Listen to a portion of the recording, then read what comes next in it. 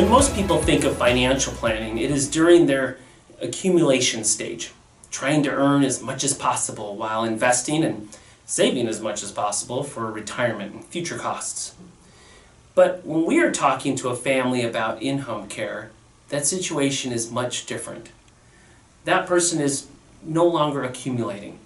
They are instead trying to make the money last as long as possible. It's a very different thing, and it's important to have a financial planner that understands that difference. So we have one of those. We have Steve Huntley, who's a great resource as a financial advisor, and he is with the Senior Financial Group. And I asked Steve about that difference and the accumulation stage versus what he does with seniors in their stage of life as part of their financial plan. Well, you're looking at, in financial planning, if you go back to financial planning school, they're talking, there's two types of avenues or eras in your life.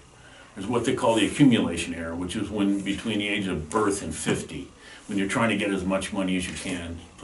But in the senior world, from 50 till whenever, that's the distribution time, and that's when those investments. So you have to look at what is being distributed. What can we do? They probably got Social Security. They may have a benefit. They may have in a very rare case, have a defined benefit plan, something of that nature, 401k or something. But what can we do to maximize that? What can we do to help them? Because maybe they're paying for something that they shouldn't really be paying for.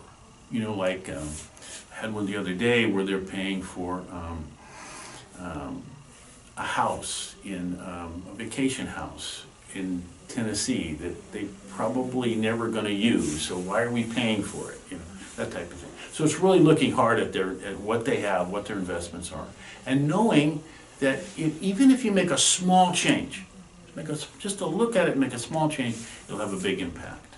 Because remember, we're looking at a long term. We're looking at saving and keeping that money all the way for the rest of their life. They're not going to earn anymore. They're not going to go out and get a job and work at Kmart. So how are we going to figure out how they're going to save that money and meet those expenses? Because inflation is tough in the senior world. You know, inflation goes up twice the rate that it does. Usually go up 6% in the senior world, whereas inflation right now is running about 3% for everybody else. And that's across the board for senior housing, you know, doctors, and all that stuff.